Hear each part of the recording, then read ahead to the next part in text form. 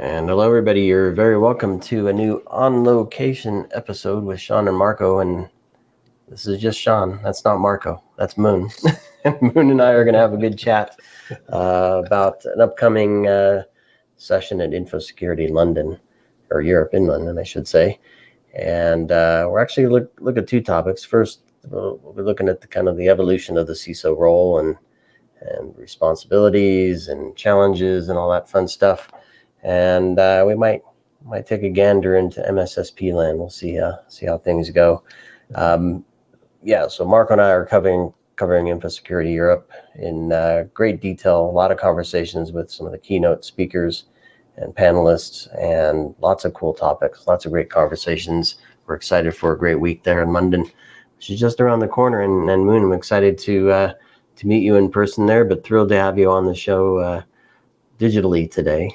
Thanks for joining me.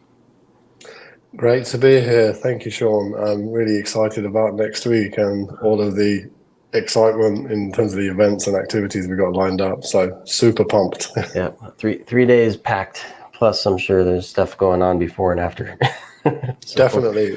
There's always a hive of activity either side of it. Definitely. Yep, exactly. So we'll cover the two sessions and kind of what people can expect in those. Before we get there, though, Mun, maybe a few words from you, your current role, what you're up to, and how you got the keynote stage. It's a cool spot to get. Yeah, sure. So I'm presently the outgoing CISO at Trainline. So Trainline is UK and Europe's largest leading independent train and platform company. I've been there for just under 4 years, delivered significant change in that time. I'm a 20 plus years, FTSE 250 CISO. That's kind of like my DNA, and I've earned most of my stripes across, engineering and investment banking, and then more recently in media. So getting to the keynote stage is massive privilege, right? And it comes with a hell of a lot of responsibility and accountability. I think for full transparency, I've been a member of the InfoSec Advisory Council for the last 10 years. And I think that's a really important part in terms of my role, to be able to give something back from an experience, from a perspective, but also make sure it's an engaging, exciting event for everybody, sellers, buyers, new to industry. So keynote, super privileged, and also an opportunity to join a number of panels, so massively excited to be there, but also to be able to share and engage and bring some insight and perspective from all of the, I guess, experience that I've gained over 20 years. Yeah. You've seen some stuff. Yeah, the stuff that I can clearly talk about, and there's a lot more that I can't talk about, but right. I think let's keep it relevant and pertinent and bring some of that experience and insight to the table. Definitely. Yeah. Well, first, let me say thanks for being on the advisory council for them. It's a great event every year, and we look forward to being part of it. Of course, there's a lot of stuff happening in the UK and Europe, and it's good to bring that perspective to the rest of the world, so the folks know what's going on there and some of the trends are, and some of the challenges organizations and regulators face trying to bring all this stuff together. And then the poor schmoes, like I don't want to say you're a schmo, but the poor security folks that have to do all this stuff to protect the business and the customers. It's a lot of hard work. I'm not saying anything people haven't heard. It's a role that I don't think I could take. So I thank you for doing that role. So speaking of the role, the session you're presenting is on Thursday, the 6th of June, 12:25 at the keynote stage, local time there, of course. It's called The Evolution of the CISO in the Digital Enterprise. So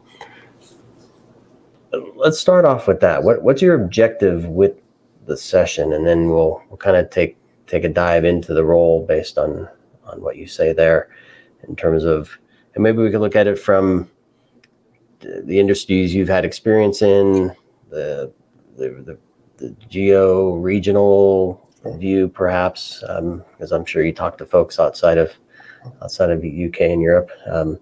So let's start off with the session, and we'll see where we go from there. Well, what's the main objective with folks that come listen to you?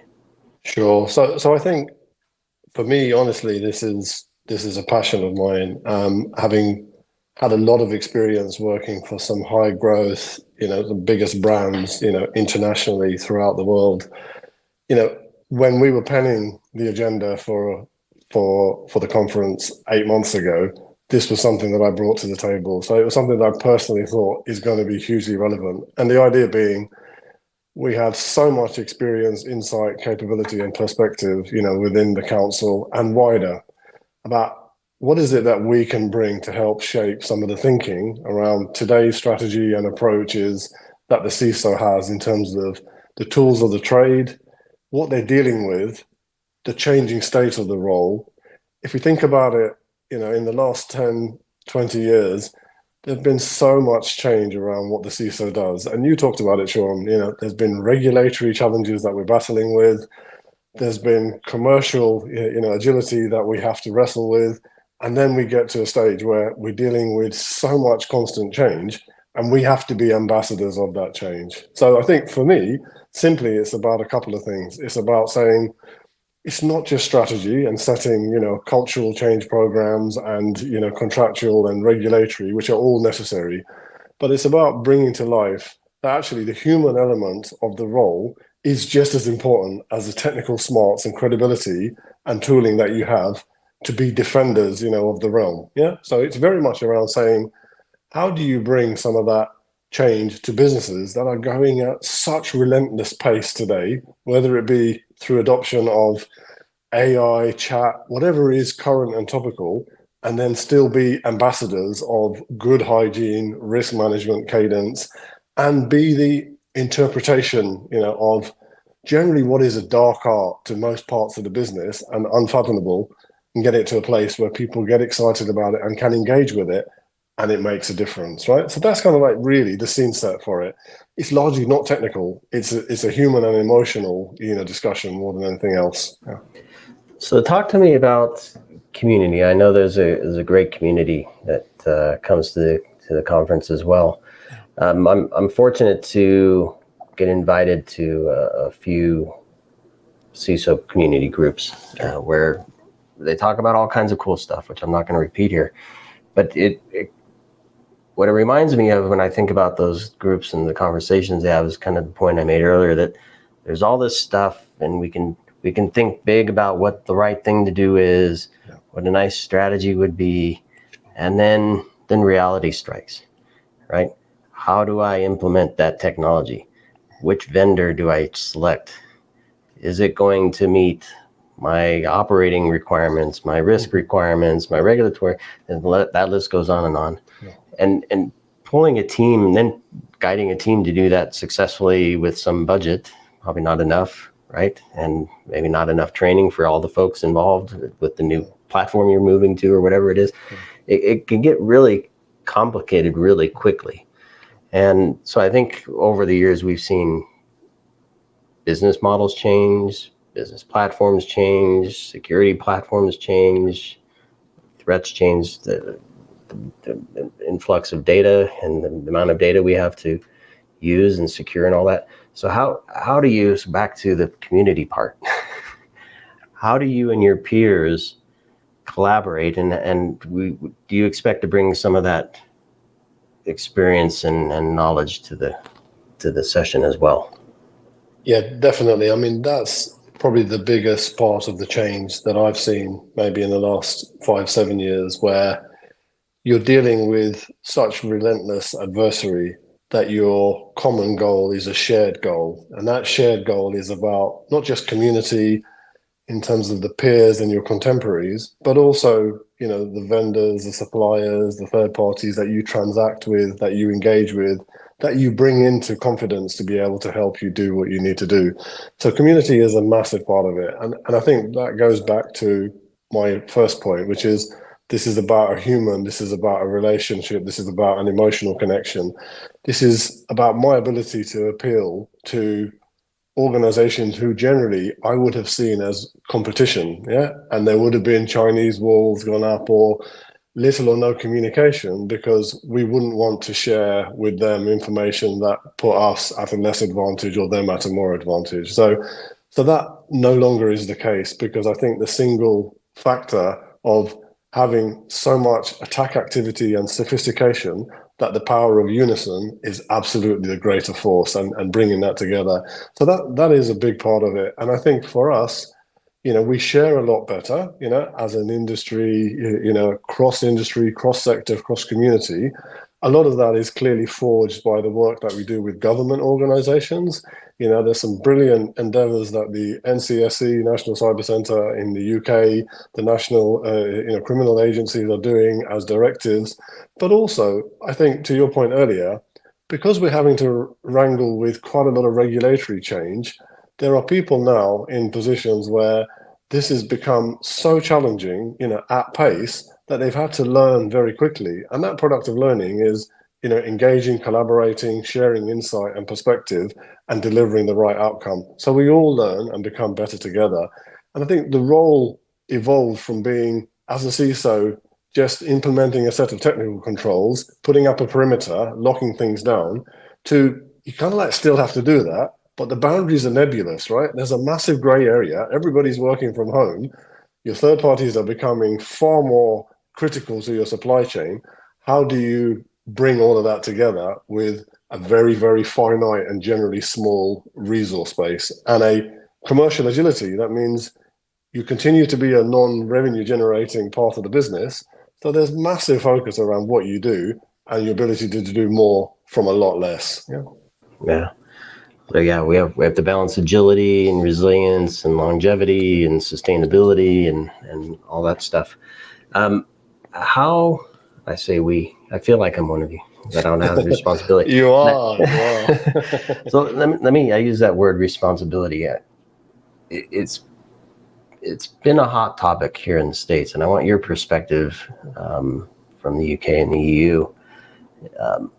So the SEC and some of the rules there, personal liability has become an issue. It's enough to take the weight of the business, but when one's livelihood and assets, right, and perhaps a new set of clothing that's orange or striped comes into play, that changes the game quite a bit. So, are you seeing any of that coming your way?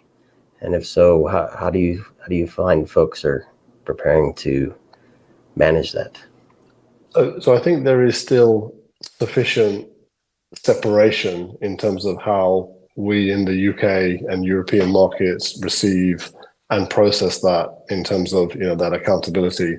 I certainly, in the conversations I have with my peers, with colleagues in the industry, there's a sense of awareness, there's a sense of nervousness, and importantly, heightened awareness across boards, executives and audit committees. So there's nobody that I speak to today that isn't aware of, what is going on internationally and the potential impact of that. How that is then immediately translated into local jurisdiction, it's a little bit more removed, right? So it's a bit of a further strained, estranged, whatever terminology you want to use. So it remains front and center because it is a front and center issue, no question whatsoever. And I mean generally, data security, privacy, landscape, regulatory challenges, doing more from less. But I think the accountability element and the responsibility as it lays, on the feet of the CISO is perhaps not interpreted in the same way locally as it is within, North America and the changes taking place. But that's going to change. I think that will change. I think it's just a matter of time. Yeah. Well, it's evolving, the role. It is. There you are. Yeah. Absolutely. On the fly, it is evolving. Yeah. So let me ask you this. It's something that I ask on my show, Redefining Cybersecurity. Often, that's not part of the name. Often is not part of the name. But anyway, one of the things I ask is we hear a lot of business transformation. And that comes in the form of increased cloud, the use of more data, platform engineering, whatever, pick your favorite thing, whatever is going to help transform, right? Moving to mobile, whatever it is, distributed network, whatever. Has security been left behind in terms of its own transformation? And I'm not talking just about taking on-prem security technologies and move them to the cloud, right? That's to me, that's not a transformation. It's maybe part of one. But has security been left behind, or if it hasn't, can you point to where maybe you've seen some transformation where security programs have been overhauled to really meet the needs of the points we talked about earlier, agility, resilience, and sustainability, and those other things? Yeah, it's a really good question. So I think on the face of it, generally, security is always playing catch up, right, to the organizational change programs and the fabric of industry, right? No question. And again, that's from my experience of working in tier one banking through to, practice, TMT, and now more recently in high frequency, high change business.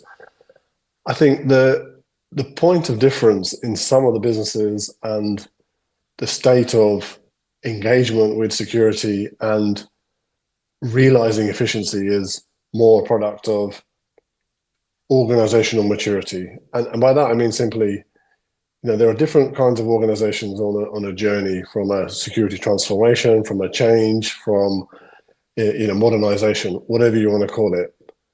Most businesses now are in a position where security has to be part of that change. It has to be embedded in. So no question whatsoever. We talked about it a few minutes ago in terms of it's top three from a risk, from a concern for any business, for any CEO. It will continue to be that way. What I've seen, and this is where the pivot has come for me, certainly in the last 10 years of working for some high change businesses, is there's a massive focus around embedding security by design into, large business to customer consumer businesses. Yeah. So this is all about, whether it's in-app, customization, in-app, delivering security and trust and privacy by design. That's almost been woven into the fabric of building security, capability. So where previously changes would have been pushed, into production, and security would have been your last consideration, because that's generally the impediment. They're the people who are going to drag their heels and stop things going live. Actually, what I've seen over the last 4 years in my current role is we flip that on its head. You've had security and threat modeling and integration by design, because you're dealing with engineering teams and developers who are much more savvy and have security, compliance, and privacy almost as part of their DNA, as much as they do around building brilliant code that delight customers.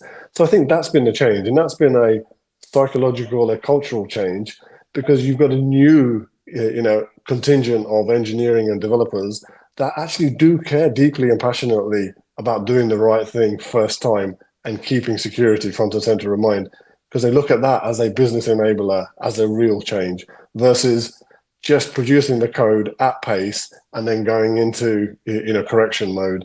That's where I think certainly security has been part of that journey, but it is very much, to what we talked about, Sean, it's an organizational maturity. It's how, as a CISO, you go in and position and vocalize and articulate what that journey of change is versus being prescribed to. Yeah. No, great point. And I'm glad you brought that up, because I think, secure by design in the building and in the development and the operations of the organization, for sure. I have a dream that security not only is by design, but does design.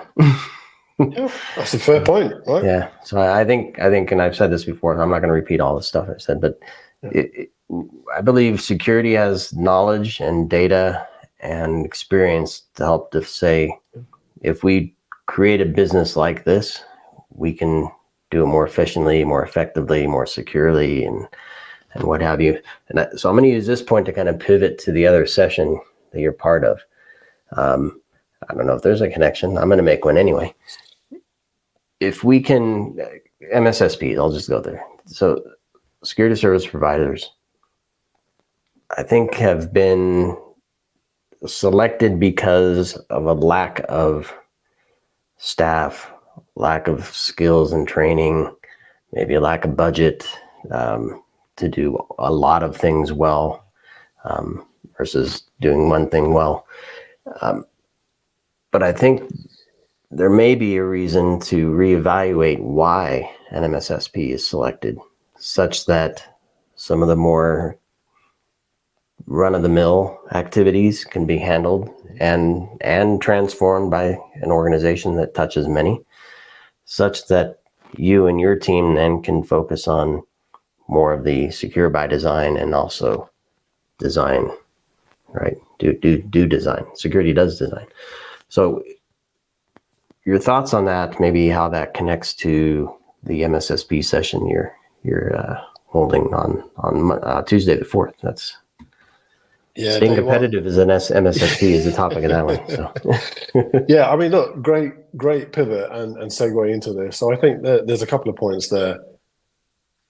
The world is changing, right? We're dealing with the need for more and more commercial agility, but the requirement to be defensively far more on our A game than we've ever been, right? And simply put, for me, that's about, to your point, there's much more of a hybrid, blended, model in organizations than there's ever been. Traditionally, 20 years ago, you'd push out to an MSSP because you have a set of SLAs, contractual arrangement, job done, you're not going to serve it internally.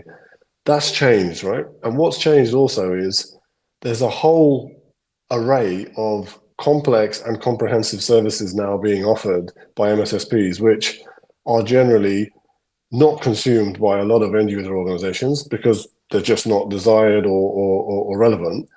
But most end user organizations don't really appreciate the finer detail that's being brought by their MSSP because they are just generally under so much pressure to deliver against the commitments that they have because they haven't perhaps stepped back. And I was having a conversation with a colleague the other day, and they were telling me, actually, we've got so much contractual, organizational malaise that we don't even really understand the provisions within the SLAs and the contracts that we have.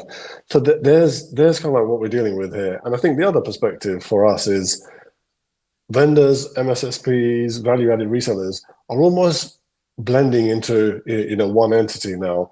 You're moving away from a pure play MSSP into responding to changing customer needs and demands. And those are the lens of commercial agility, pragmatism, and just being able to deliver at pace at the change of the business. So I think that's a little bit of a teaser of what we'll talk through. We've got some, pretty strong, conversations, but also some controversial perspectives to talk through what the future might look like from an MSSP and where and how we can bring some of that insight and engagement to make it realistic for users, for people who are engaging. Definitely. Yeah. Yeah. Yeah, because I see a lot of opportunity for innovation. I know VARs and VADs and managed service providers either offer a bunch of stuff and say go for it, or wrap some service around it, maybe build some connecting technology. Some do it more than others. But I think we see so many vendors, right? And so many different environments that it's hard to abstract them all, right, in a meaningful way. And so I think, and specifically with the MSSPs, I think I'm a huge fan of platform engineering. I think I mentioned that earlier, where if you can build a base where you can take the two sides of that base and really dive deep into the organization and map directly to what their challenges are, requirements are, and then also support the nice complex ecosystem of stuff, right, to thwart against and manage all the incidents that come from the attackers. So I don't know if you're going to get in there, what kind of conversation we'll get into in that panel, but we'll be looking at service innovation, tech innovation, operations, and what are some of the things you plan to talk about? Yeah, definitely all of the above and more. We myself and a colleague who's one of the panelists from the MSP side will bring a wealth of that insight and perspective, to say, look, what's purposeful and impactful today, but actually what does the future hold, from changing ways of working, development, evolution, technology, and clearly, the presence and eminence of, chat and AI and, natural language and evolution. So I think that innovation piece is going to be core, but it will also be just keeping a firm handle on what we're dealing with today, which is quite a lot of complexity and change. I think making it hugely relevant. Yeah. And I'll connect it back to the CISO, right? Who ultimately still owns this stuff. Definitely. and that role is evolving alongside it. Well, Mun, clearly, I think we kind of touched on this before we started recording. We could talk for hours. You'll fall asleep. I'll keep going. We won't do that to folks. Instead, we'll invite them to join you for both of your sessions. First is Thursday, June 4th, 13:30, so 12:30 there, local time. That's the staying competitive as an MSSP in an evolving cybersecurity landscape. And then on Thursday the 6th, that's 12:25 local time, keynote stage there, the evolution of the CISO and the digital enterprise. 2 great sessions from you, Mun. I think we teased this one, both of them out quite well, if I do say so myself. And I'm excited to meet you there in London. Great. And the rest of the team, and maybe even some of the other advisors to get their perspective on how these conversations come together. It's always a great event. So thank you for your time today, Mun. Thank you. Nice to talk to you. Yep, likewise. And thanks everybody for listening and watching. And please do stay tuned. We have, I think, a few more episodes coming to you prior to the event. And Marco and I have a ton of stuff planned for the week of. So at the booths, out near the river, all over London, you'll see us roaming around. So thanks everybody for listening, watching. See you all next week. Thanks, man.